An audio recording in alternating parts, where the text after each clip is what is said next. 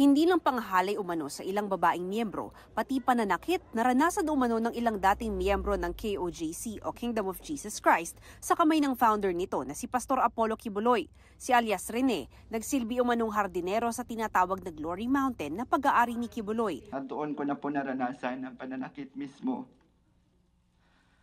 sa kamay ni Kibuloy. Pag hindi po siya nagagandahan sa aming landscape sa mansyon niya, sinasampal niya po kami at pinahampas. Nakita niya rin si Kibuloy na may dalang matataas na kalibre ng baril at bumibisita raw noon sina dating Pangulong Rodrigo Duterte at Vice President Sara Duterte. Minsan po pumupunta din po doon si former President Rodrigo Duterte at former Mayor, Davao Mayor Sara Duterte. At pag umaalis na po sila doon sa Glory Mountain, dala na po nila yung mga bag. Na siya pong bag na nilalagyan po ng mga baril. Nakita mo ng sarili mong mata na inilabas ang laman ng mga bag at ang lamang ito ay mga baril na iba't ibang klase. Yes po, Madam Chair. Sinusubukan pa namin kunin ang panig ng dating Pangulo at ni Vice President Duterte. Nagsilbi rin daw si alias Rene bilang researcher sa Sunshine Media Network Incorporated o SMNI na pinatatakbo ng KOJC. Ang mga worker po doon sa SMNI, wala po kaming sahod monthly, wala po din kaming mga benefit. Yung binibigyan lang po kami ni Kibuloy ng may tinatawag ng honorarium ng 200 to 300. Pero depende po yun. Depende pa din po yun sa mood niya kung magbibigay siya o hindi. Bawal ang papagtrabahuin mo ang isang tao at hindi mo bigyan ng sahod at mga benepisyo na nararapat. Maaari po siyang pumasok sa definition ng trafficking in persons under sa law natin, and it may be considered as trafficking for labor exploitation.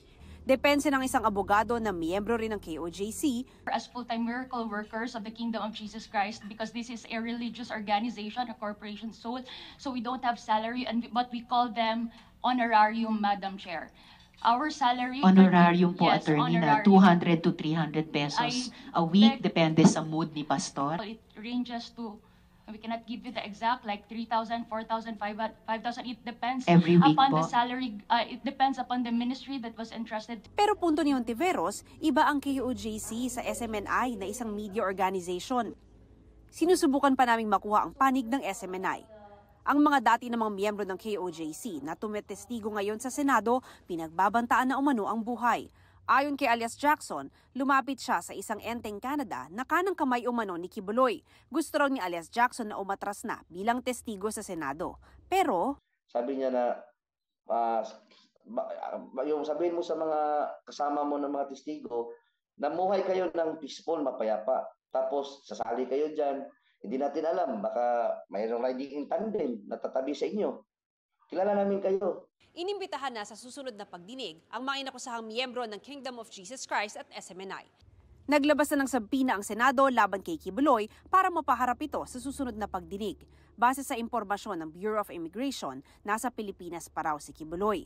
Irerekomenda naman ng DOJ na isyuhan siya ng Immigration Lookout Bulletin Order. Sinusubukan pa namin na kunin ang panig ni Kibuloy, pero dati na niyang sinabing hindi siya dadalo sa pagdinig at sa korte lang haharap. Naglabas ng pahayag si Vice President Sara Duterte tungkol sa alegasyon laban sa kanya at amang si dating Pangulong Rodrigo Duterte. Hindi na raw ikinagulat ni VP Sara ang alegasyon ni alias Rene na dati umanong miyembro ng Kingdom of Jesus Christ. Sabi pa niya, nakagawian na sa Pilipinas ang pag-atake laban sa Vice Presidente. Naniniwala raw si VP Sara na may tamang panahon para sa lahat at sa ngayon, uunahin muna niya ang kanyang tungkulin.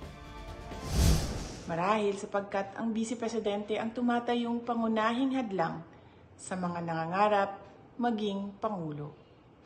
Hindi ko ikakagulat kung dumami pa ang mga kaso, investigasyon, testigo paratang atake at paninira laban sa akin sa mga susunod na araw, linggo, buwan at mga taon.